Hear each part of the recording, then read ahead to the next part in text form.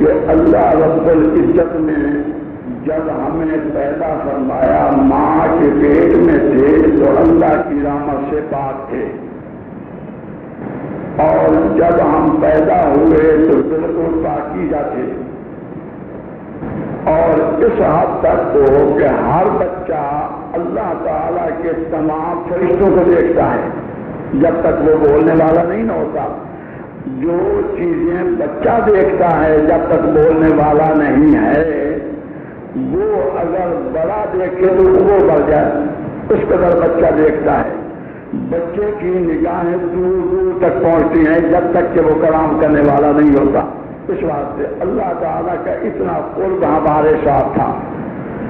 اب جب انسان بالغ ہوا، سمجھدار ہوا، بولنے والا ہوا، اس کے اور اللہ کے درمیان 70,000 پردے بن گئے۔ ہمارے عقائد والے حضرات یہ فرماتے ہیں کہ وہ پردے دل کے سبب سے واقع ہوتے ہیں۔ اللہ تعالیٰ یہ چاہتے ہیں کہ بندے کا دل میرے ساتھ جڑا رہے، میرے علاوہ اس کے دل میں کوئی اور چیز نہ آئے، نہ حب دنیا ہو، نہ حب جاہ ہو، نہ حب مال ہو، نہ حب نفس ہو، نہ حب جاہ ہو۔ ہر طریقہ سے بندہ میری طرف آ جائے، سب کچھ اس کو عطا کرنے والا میں ہوں۔ اب جب انسان دنیا میں آ کر اس کی کیفیت بعد ایسے بزرگ گزرے ہیں کہ جنہیں 3.5 سال کی عمر میں ولایت مل گئی تھی، جن میں حضرت سہل بن عبداللہ تستری رحمہ اللہ تعالیٰ تھے، اور وہ حضرت فرماتے ہیں کہ میں بچپن میں جو چیزیں دیکھتا تھا مجھے برابر محسوس ہوتی ہے یہ چیزیں میں نے دیکھی ہیں، اور جب بڑا ہو کر جب ولایت میں قدم رکھا تو وہ چیزیں جب میرے سامنے نظر آئیں میں نے ان کو نہیں نہ دیکھا، نہیں نہ سمجھا، بلکہ پہلے مجھے نہیں دیکھ کے میرے دل میں تھا۔ یعنی اللہ تعالیٰ بار بار بندوں پر یہ یہاں فرماتے ہیں۔ اب سب سے بڑی بات جو اللہ کے اور بندے کے درمیان خوفناک ہوتی ہے وہ ہے لذت نفس۔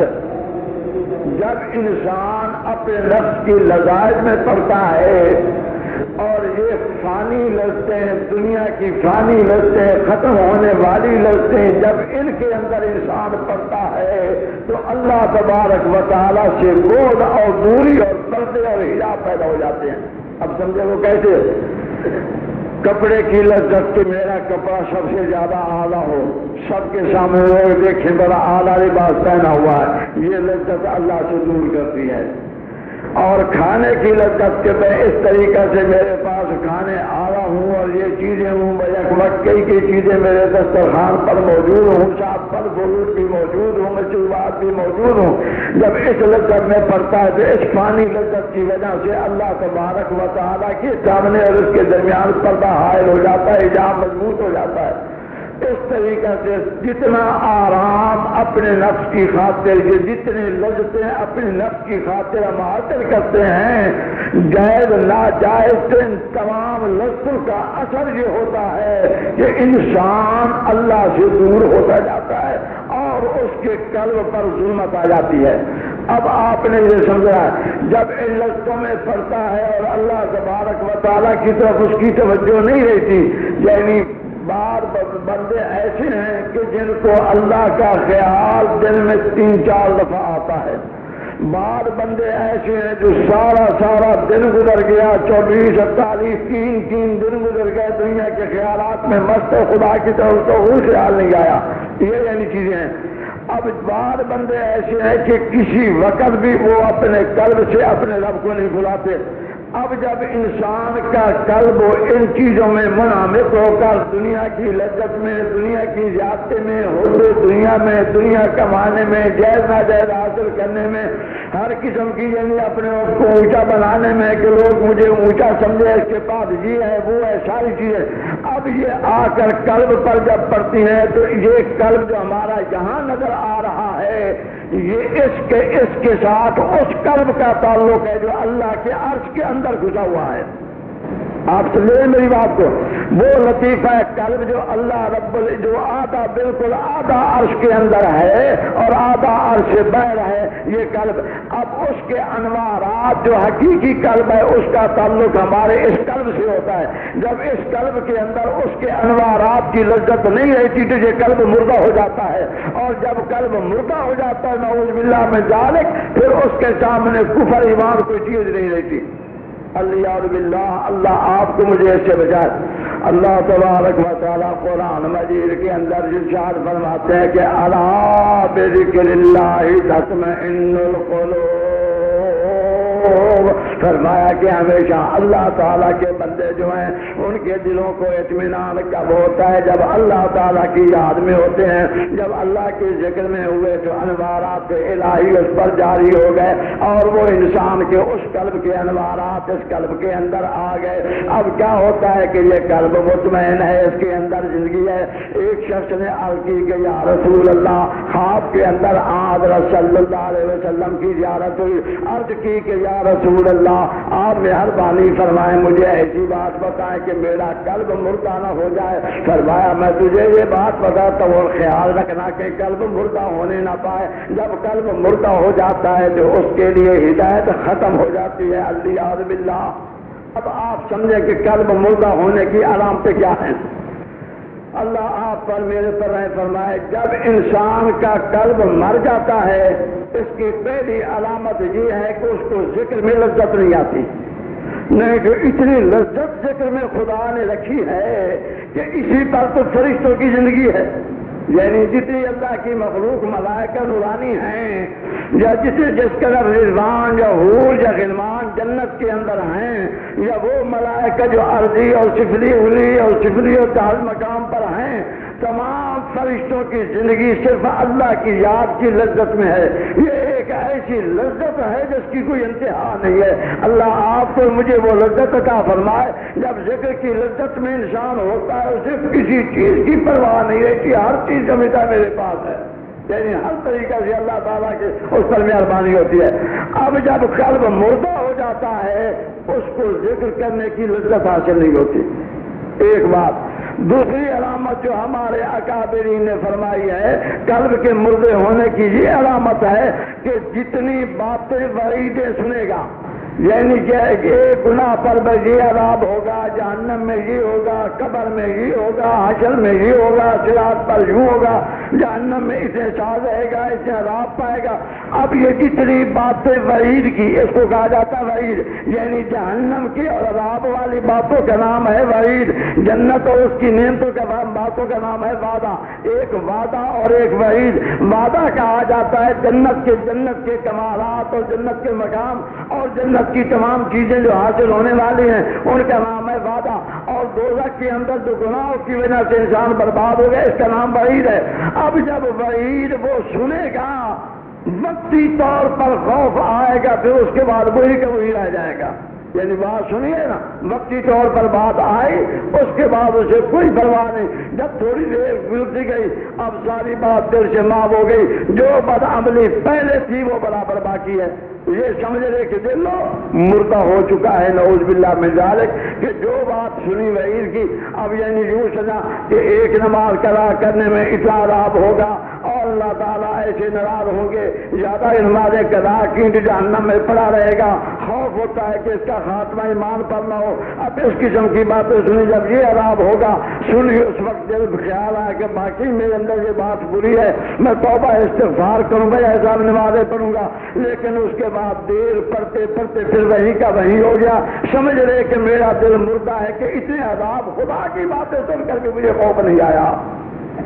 یہ سمجھا کہ شراب پینے کا یہ عذاب ہے اور کھیل کود کے اندر یہ عذاب ہے اور خدا تعالیٰ ناراض ہوتے ہیں گانے سننے میں یہ ہے. لیکن سنی بات ایک کان سے سنی دوسرے کان سے اڑ گئی. وہ سمجھ لے کہ اللہ رب العزت نے اس کے دل کو مار دیا ہے، دل مردہ ہو چکا ہے، نعوذ باللہ من ذالک۔ اللہ آپ کو اس سے مجھے بچائے۔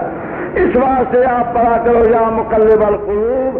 یہ حدیث میں آیا کہ یعنی میرے نبی کے یہ الفاظ خواب کے اندر بزرگوں کو فرمایا کہ یہ فرمایا یا بدیع السماوات والارض یا ذا الجلال والاکرام یا مقلب القلوب اخرج قلبی فی نور معرفتک یا اللہ یا اللہ یا اللہ۔ یہ آیا کہ جب انسان پڑھے اس کا دل مردہ نہ ہو، کیونکہ جب دل مردہ ہو جائے گا نہ رب کو پہچانے گا نہ دین کو پہچانے گا، قیامت کے دن اس کی بڑی بری حالت ہوگی جس کا دل مردہ ہو گیا، نعوذ باللہ من ذالک۔ اب دو علامتیں آپ نے سن لی۔ ایک علامت یہ پائی گئی کہ وعید کو سن کر اس پر دوام نہیں ہوتا، بات سنی آئی گئی، جب دیر ہوتی گئی برباد ہو گیا۔ تیسری علامت اس کی یہ ہے کہ جب انسان کا دل مردہ ہو جائے، اللہ آپ کو مجھے اس سے بچائے، اس کا حال یہ ہوتا ہے کہ اس کے اندر رحم کم ہوتا ہے۔ جب انسان کے اندر دل آ جائے نا، یعنی قلب مردہ ہو چکا ہے، تو رحم اس کے اندر نہیں آئے گا، اپنے منفعت کی سوچے گا چاہے کچھ ہو جائے، چاہے جس کو کتنی تکلیف پہنچے وہ اپنے نفع میں کمی نہیں آنے دے گا۔ مجھے یہ فائدہ پہنچا ہے چاہے اگر آدمی کتنا ہی مر رہا ہے، کس تکلیف کے اندر ہے، لیکن مجھے یہ فائدہ ہے، اپنے فائدے کو سوچ کر اس پر عمل پیرا ہو جانا، دوسرے کا چاہے جتنا نقصان ہو جائے اسے اس کے ساتھ کوئی پرواہ نہیں، میری بات پوری ہونی چاہیے، دوسرے کی ہو جانا ہو۔ تو اس بات سے یہ انسان سمجھ لے جس کے اندر یہ علامت پائی جائے، نعوذ باللہ من ذالک، اس کا قلب بھی مردہ ہو چکا ہے، نعوذ باللہ من ذالک۔ چوتھی علامت اکابرین امت نے یہ فرمائی ہے کہ اس کو نبی کی اتباع میں اپنے آپ کو عیب سمجھے گا، کہ مجھے عیب نظر آتا ہے، یعنی حالانکہ اس کا ووٹ ہو گیا نا، اگر دل زندہ ہوتا تو ہر بات نبی کی خوبصورتی والی ہے، ہر بات نبی کی سب سے اعلیٰ اور اعلیٰ ہے، ہر فعل نبی کا سب سے بہتر اور بہتر ہے، ہر سنت میرے نبی کی سب سے زیادہ قیمتی ہے۔ تو اس بات سے فرمایا جب دل مردہ ہو جاتا ہے تو عامل بے سنت کی بجائے اس کو دوسری چیزیں اچھی نظر آتے ہیں، اور سنت پر عمل کرنا اپنے آپ کو عیب والا سمجھتا ہے کہ مجھے لوگ کیا کہیں گے۔ تو یہ علامت کس کی ہو گئی؟ دل کے مردہ ہونے کی ہو گئی، نعوذ باللہ من ذالک۔ اللہ آپ کو مجھے اس سے بچائے۔ چار علامتیں آ گئیں۔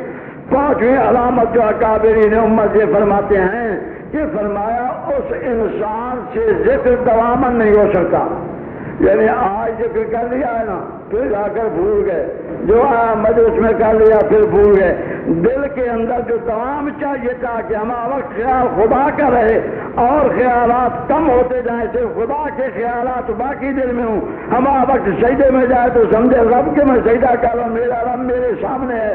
تو اس طریقے سے اب چاہیے یہ تھا کہ اس کا اور یعنی جب دل سے ذکر یعنی اس کا ہو ہی نہیں سکتا، اور قلب ذاکر ہوا ہی نہیں ہے، اور قلب کے اندر یہ چیز پیدا ہی نہیں ہوئی، ذکر کیا تو بہت تھوڑا کیا، اگر کیا ہے تو بے دلی کے ساتھ کیا، اور اس پر دوام نہیں ہے، جب چھوٹا تو چھوٹ گیا، جب کرنا تو کرنے لگ گیا۔ تو یہ پانچویں علامت ہے دل کے مردہ ہونے کی، اللہ آپ کو مجھے اس سے بچائے۔ اور چھٹی علامت اس کے متعلق یہ فرمایا ہے کہ جو اللہ کی مخلوق میں بہتر لوگ ہیں، یعنی اولیاء، صلحاء، اتقیاء، جو انسان لوگوں کو نفع پہنچاتے ہیں، دینی اور دینی نفع دینے والے ہیں، ان کی قدر اس کے دل میں نہیں رہتی، ان کی قدر دل میں نہیں رہتی، کہ اس کو چاہے چونکہ بس زبانی بات ہوئی، دل کے اندر جو مقام چاہیے تھا نا کہ مومن کا ولیوں کے ساتھ ایسا پیار ہوتا، اب وہ پیار اس کے دل میں نہیں رہتا، کیونکہ دل مردہ ہے، سنبھالنے والا نہیں ہے، نعوذ باللہ من ذالک۔ اللہ آپ کو مجھے اس سے بچائے، اللہ ہمیں شر سے بچائے، خدا سے پناہ مانگ کر آ جائے۔ دل کا مردہ ہونا بڑا بدترین ہے۔ اور فرمایا چھٹی علامت یہ ہے، اللہ باللہ، اللہ آپ کو مجھے سے بچائے، خوفناک علامت اس کے اندر یہ ہے کہ دنیا کا نقصان ناقابل برداشت ہو، دین کی تباہی اور بربادی اس پر دل میں غم نہ ہے، اور یہ سب سے بدترین فعل ہے۔ اللہ آپ کو مجھے سے بچائے کہ یعنی یہ نقصان کیا، دین کا نقصان، چاہے اس کے سامنے سنتیں مٹ رہی ہیں اس کو پرواہ بھی نہیں ہے، نبی کے معاملے میں جیسے کچھ شریعت کے خلاف ہو رہا ہے اسے اس کی پرواہ ہی نہیں ہے۔ تو مردہ دل جب ہو جاتا ہے، دنیا کا ذرا سا نقصان ہوا سارا دن پریشان ہوگا۔